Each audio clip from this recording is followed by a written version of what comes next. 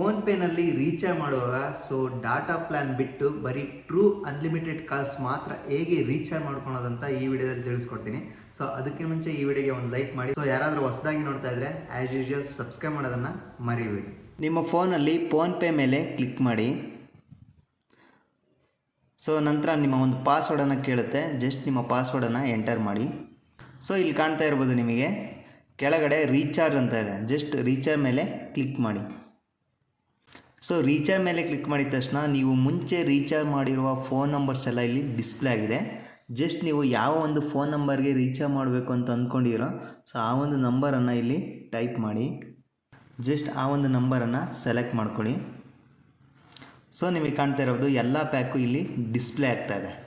ನಿಮಗೆ ಕಾಣ್ತಾ ಇರ್ಬೋದು ಈಗ ಏನು ಮಾಡಬೇಕು ಅಂತಂದರೆ ಇಂಟರ್ನ್ಯಾಷನಲ್ ರೋಮಿಂಗ್ ಅಂತ ಇದೆ. ಇಲ್ಲಿ ಟ್ರೂ ಅನ್ಲಿಮಿಟೆಡ್ ಅಂತ ಇದೆ. ಜಸ್ಟ್ ಟ್ರೂ ಅನ್ಲಿಮಿಟೆಡ್ ಮೇಲೆ ಕ್ಲಿಕ್ ಮಾಡಿ. ಇಲ್ಲಿ ಎಲ್ಲ ಪ್ಯಾಕನ್ನು ಡಿಸ್ಪ್ಲೇ ಆಗ್ತಾ ಹೋಗುತ್ತೆ. ಇಲ್ಲಿ ಅಟ್ ಪ್ರೆಸೆಂಟ್ ಪ್ಯಾಕ್ ಮಾತ್ರ ನಿಮಗೆ ಹೇಳ್ತೀನಿ. ಇದು ಪ್ಯಾಕು ಒಂದೊಂದು ಟೈಮ್ ಚೇಂಜ್ ಆಗ್ತಾ ಹೋಗುತ್ತೆ. ಪ್ಯಾಕ್ ಜಾಸ್ತಿ ಆಗ್ತಾ ಹೋಗುತ್ತೆ.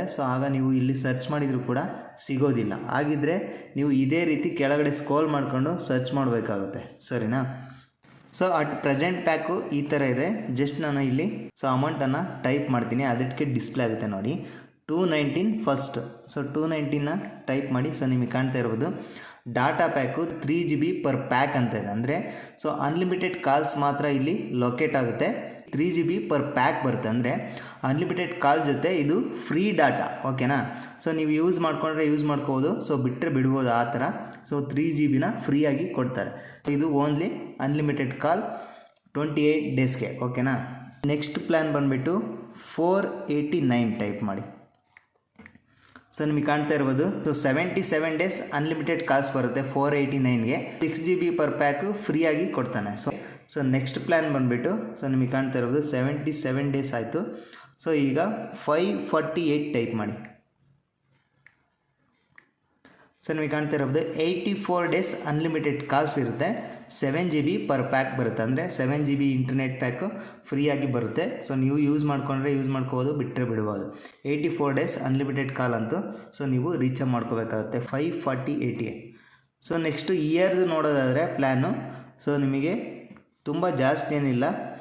ಇದು ಮಿಡ್ಲ್ ಕ್ಲಾಸ್ ಫ್ಯಾಮಿಲಿಗೆ ಸ್ವಲ್ಪ ಜಾಸ್ತಿ ಅನ್ನಿಸ್ಬೋದು. 2249 ರೂಪೀಸ್. ನಿಮಗೆ ಕಾಣ್ತಾ ಇದೆಯಾ?